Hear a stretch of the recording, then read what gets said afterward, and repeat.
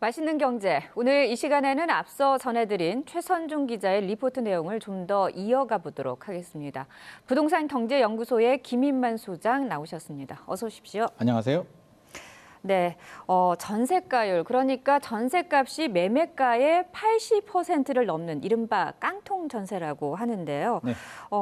이 수도권뿐만 아니라 우리 지역도 예외가 아니라는 얘기들이 있습니다. 네. 전세 보증금을 받지 못할 위기에 처한 세입자들 앞으로 더 늘 수 있다 이렇게 볼 수 있을까요? 네, 전세 가율이 굉장히 중요한데요. 우리가 전세금은 안전하게 지키는 것이 가장 중요한데 최악의 경우에 경매 넘어갈 수도 있거든요. 네. 경매 넘어가면 선순위 채권이 없더라도 이제 낙찰 가율이 중요한데 경매 넘어가면 집값이 아파트 같은 경우는 80에서 90% 정도, 빌라는 70% 이하 이렇게 낙찰이 되는데 전세 가율이 70% 이상 되면은 아무래도 위험에 노출이 되죠. 지금 그래프 보시다시피 전체적으로 80%가 다 넘고 있습니다. 네. 그래서 세종시뿐만 아니라 나머지 지역들도 네. 경매 넘어가는 경우 현실적으로는 내 전세금 온전히 받기는 힘들겠다. 네. 2020년, 2021년 임대차 3법으로 왜곡된 틈을 타서 사기 세력들이 이런 사기를 많이 했기 때문에 올해 당분간은 이런 전세 사기 사건들이 더 많이 급증할 것 같습니다. 네, 알겠습니다.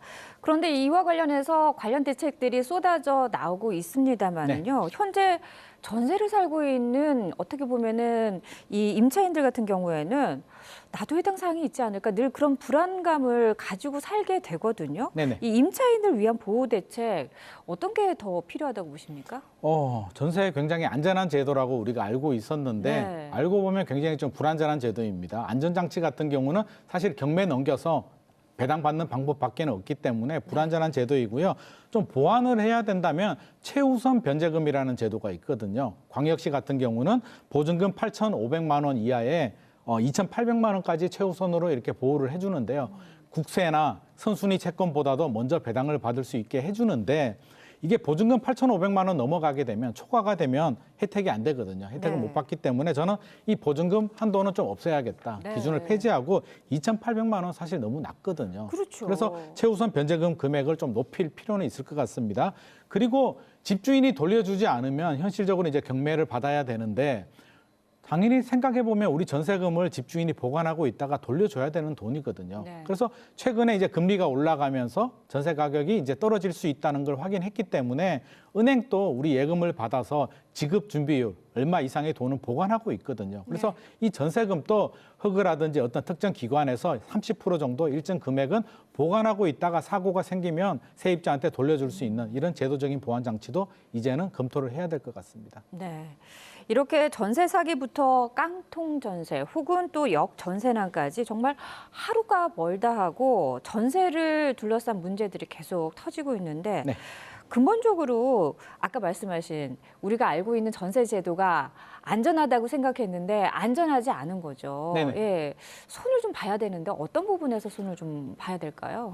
이게 지금 굉장히 어려운 숙제이기도 하고요. 이해관계가 굉장히 첨예하기 때문에 좀 쉽지 않은 문제인데 저는 근본적으로 우리 보증보험이 있거든요. 네. 개인한테 뭐 집주인들 뭐 세금 체납 사실을 확인하라, 네. 조심하라라고 이야기를 하는데 사실은 사기를 작정하고 하면 사실은 방어하기도 어렵고요. 이해하기도 힘들기 때문에 가급적이면 저는 보증보험을 좀 의무화해서 우리 네. 계약서 쓸 때 계약서를 작성하면은 그걸 가지고 보증보험 회사에 신청을 해서 최종 보증보험 가입 서류를 신청을 해야만 잔금까지 완료될 수 있도록 그런 중개사법을 개정해서 제도적인 보완 장치가 필요하고요. 보증보험 회사 같은 경우도 개인이 임대인의 정보라든지 세금 체납 사실을 확인할 것이 아니라 보증보험 가입 회사에서 임대인의 주택 보유수 또 세금 체납 사실, 네. 과거 전세금 돌려주지 않은 이력을 확인한 다음에 문제가 있다면 발행을 안 하고요. 계약이 안 되도록 이런 제도적인 보완 장치가 좀 필요할 것 같습니다. 네, 말씀하신 그런 내용들을 현재는 개인들이 일일이 다 확인하기가 어렵다는 그렇죠. 말씀이시죠. 개인들이 해야 되고요. 네. 사기 세력들이 어떤 설득을 한다든지 문제가 없다라고 했을 때 우리 주로 사기 피해자들이 2030 네. 경험이 부족한 사회 초년생들이 무방비로 노출이 되기 때문에 그분들한테 니들이 알아서 확인해라고 하는 거는 너무 무책임한 것 같습니다. 네.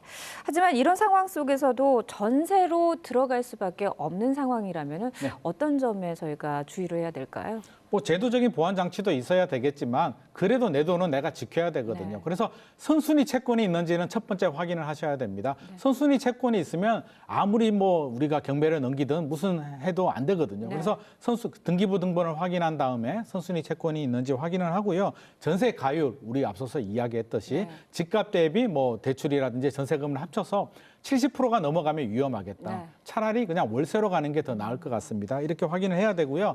세 번째로 제가 강조드리고 싶은 건 세상에 공짜는 없다. 네. 뭐 이자를 지원해 주겠다. 집주인이 부자니까 괜찮다. 왜 시세보다 이렇게 많이 저렴하지? 뭔가 이상한 부분이 있다면 반드시 의심을 하고 한 번 더 짚어야 될 것 같습니다. 네.